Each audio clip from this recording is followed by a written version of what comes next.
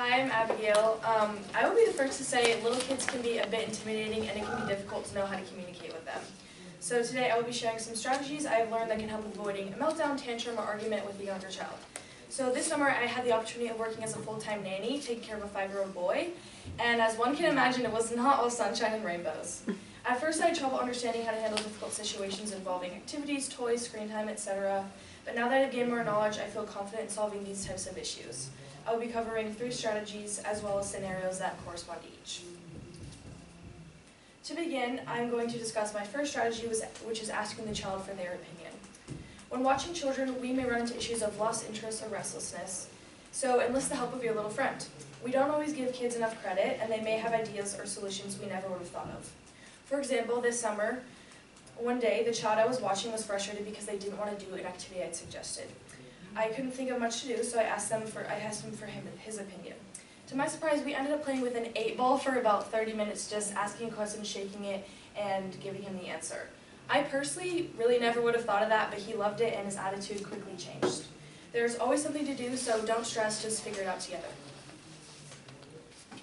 Now, me and my fellow stubborn people know how difficult this can be, but our next strategy, compromise, can be extremely effective. One way compromise can be used is listening to what the child may want to do and what you have decided to do and doing a bit of both. As a nanny, it's my job to promote that we do fun, educational things and don't just sit around on the TV all day. But these activities aren't always fun for a child. So try doing some of what they want to do and something that will be beneficial.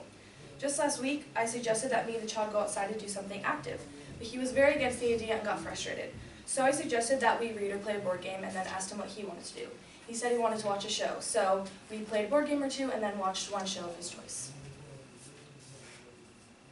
Finally, I will be explaining my third strategy, which is giving the child a reality check. I know that when a child has made a mistake or is in trouble, it is helpful to slow things down and make sure they truly understand the situation.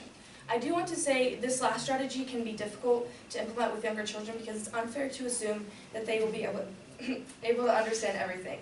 Little kids simply can't grasp some concepts, and so you have to understand that sometimes logic just doesn't work. But stopping to fully explain a conflict can help the child calm down and be more open to learning. When frustrated, children may not understand what comes from their actions, so I explain what they did wrong, the possible consequences and solutions, and why I enforced any rules. To illustrate, I was asking the child what he wanted to eat as a snack.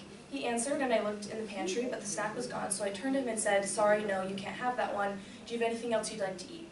He refused any other snack I suggested and didn't understand why he couldn't have his first choice. I realized that he may not actually understand I couldn't physically give him the snack. So instead of getting frustrated myself, I reworded my previous statement and showed him what was in the pantry. It took a bit of explaining to him, but he finally understood and chose other food. Such a simple interaction wouldn't usually be so complicated, but it's important to remember sometimes kids just need a little bit more explanation. In short, today I explained just a few strategies you can use to steer clear of a meltdown when taking care of a younger child.